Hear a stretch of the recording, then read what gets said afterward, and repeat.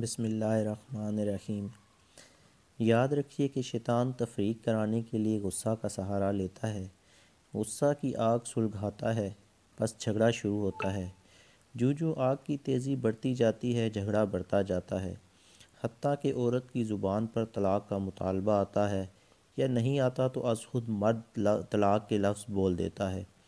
اور جو ہی غصہ ٹھنڈا ہوتا ہے، میاں بیوی دونوں سر پکڑ کر رہ جاتے ہیں۔ اب مسئلہ معلوم کرنے کے لیے مفتی صاحب کے پاس دوڑتے ہیں اور خیال یہ کرتے ہیں کہ طلاق کے الفاظ غصے کی حالت میں بولے گئے ہیں، لہٰذا طلاق نہیں ہوئی۔ حالانکہ ذرا بھی عقل سے کام لیا جائے تو بات صاف ہے۔ کوئی کسی پر تلوار کا وار محبت میں نہیں کرتا یا کوئی گولی محبت میں نہیں مارتا۔ جب غصہ آتا ہے اور نفرت اپنی انتہا پر پہنچ جاتی ہے، تب ہی گولی چلتی ہے۔ وہ گولی محبت میں چلے، مذاق میں چلے یا غصے میں چلے، کام ایک ہی کرتی ہے۔ طلاق رشتہ ازواج کے لیے گولی ہے، جو محبت میں چلے یا مذاق میں یا بحالت غصہ، بہرحال اس رشتے کی جان لے لیتی ہے۔ بس غصہ آیا، گولی چلی، طلاق ہو گئی۔ کاش ایک یا دو گولیاں چلتی تو کچھ گنجائش باقی رہتی، مرہم پٹی سے میاں بیوی صحت مند ہو جاتے، لیکن یہ شیطان تو بڑا ہی ظالم دشمن ہے۔ ایسی حالت میں ہمیشہ تینوں گولیاں ایک ساتھ چلوا دیتا ہے اور میاں بیوی دونوں کی جان لے لیتا ہے۔ اب مفتی صاحب کے پاس کوئی دوا نہیں ہوتی جو جان ڈال سکیں۔ اگر دوا ہے بھی تو وہ اتنی کڑوی کہ اس کا استعمال کرنا کسی باغیرت کے لیے ممکن ہی نہیں۔ اسی لیے شریعت مطہرہ نے غصے کو حرام قرار دیا اور آقا رحمت صلی اللہ علیہ وآلہ وسلم نے ہمیں اس کے نقصانات سے بچانے کے لیے اس کی ممانعت اور مذمت فرمائی۔ حضرت ابو ہریرہ رضی اللہ تعالیٰ عنہ روایت فرماتے ہیں کہ ایک موقع پر حضور علیہ الصلوۃ والسلام نے بار بار فرمایا کہ غصہ مت کرو، غصہ مت کرو۔ نیز آپ صلی اللہ علیہ وآلہ وسلم نے فرمایا، پہلوان وہ نہیں جو کسی کو پچھاڑ دے، پہلوان تو وہ ہے جو غصے کے وقت اپنے آپ کو قابو میں رکھے۔ وہ شخص کتنا کمزور ہے جس کے غصے کی آگ نے اس کے گھر ہی کو بھسم کر ڈالا، وہ بجھا نہ سکا۔ بہرحال غصہ کی حالت میں دی ہوئی طلاق واقع ہو جاتی ہے۔ نکاح نے مرد کو بے شمار تحفوں کے ساتھ ایک مہلک ہتھیار بھی دیا ہے۔ عقل مند وہ ہے جو ان تحفوں کی لذت سے اپنی زندگی کو پرلطف، پربہار اور پرسکون بنائے اور اس مہلک ہتھیار کو کسی کونے میں ڈال کر ہمیشہ کے لیے بھول جائے۔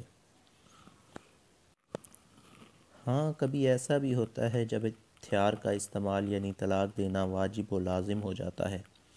مثلاً شوہر پیدائشی طور پر نامرد ہے یا جادو یا کسی اور بیماری کی وجہ سے وہ حقوق زوجیت ادا کرنے کے لائق نہیں، اس کی صحت مند ہونے کا بظاہر کوئی بھی امکان نہیں، تو ایسی صورت میں مرد کو چاہیے کہ وہ از خود اپنی بیوی کو طلاق دے کر آزاد کر دے، کیونکہ اس صورت میں عورت سے گناہ سرزد ہونے کا قوی امکان موجود ہے۔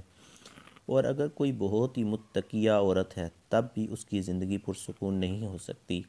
وہ ایک گھر کا ماحول جیسا ہونا چاہیے وہ ہرگز نہیں ہو سکتا۔ اگر اس صورت کے باوجود شوہر بیوی کو آزاد نہیں کرتا تو وہ مجرم ہے۔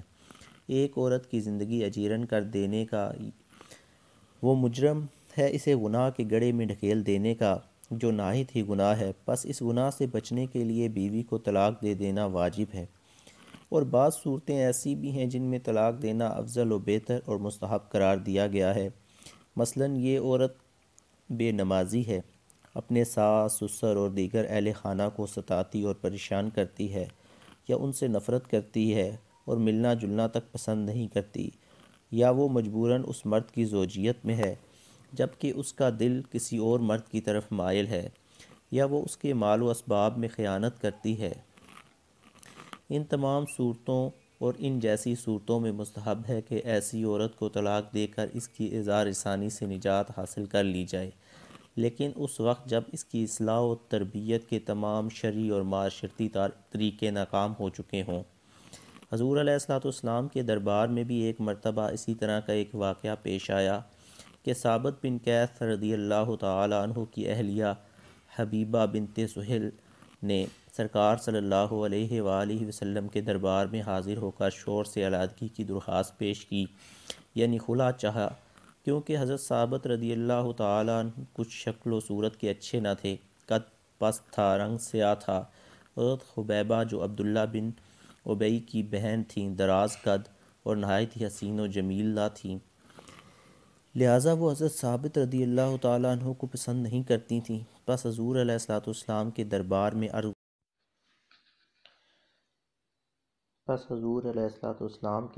میں عرض گزار ہوئیں کہ یا رسول اللہ صلی اللہ علیہ وآلہ وسلم کہ ثابت کے حسن خلق اور دیندار ہونے پر مجھے کوئی اعتراض نہیں، یعنی وہ عادات و اطوار کے اعتبار سے بہت اچھے ہیں، بہت دیندار ہیں، لیکن میں اسلام میں کفر کو پسند نہیں کرتی، یعنی میں ہرگز یہ برداشت نہیں کر سکتی کہ زبان سے انہیں اچھا کہوں اور دل سے پسند نہ کروں، یہ تو تقیہ ہوگا جو شرعاً ممنوع ہے، لہٰذا آپ صلی اللہ علیہ وآلہ وسلم مجھے ان سے طلاق دلا دیں۔ حضور علیہ السلام نے ان کی اس درخواست پر ناراضگی کا اظہار نہ فرمایا، بلکہ پوچھا کیا تم ثابت کو وہ باغ واپس کر دو گی جو انہوں نے تمہیں بطور مہر دیا تھا؟ وہ راضی ہو گئیں۔ پس آپ صلی اللہ علیہ وآلہ وسلم نے حضرت ثابت رضی اللہ تعالیٰ عنہ کو طلب کیا اور فرمایا کہ ثابت یہ اپنا باغ قبول کر لو اور انہیں ایک طلاق دے دو۔ حضرت ثابت رضی اللہ تعالیٰ عنہ نے حکم کی تعمیل کی اور طلاق دے دی۔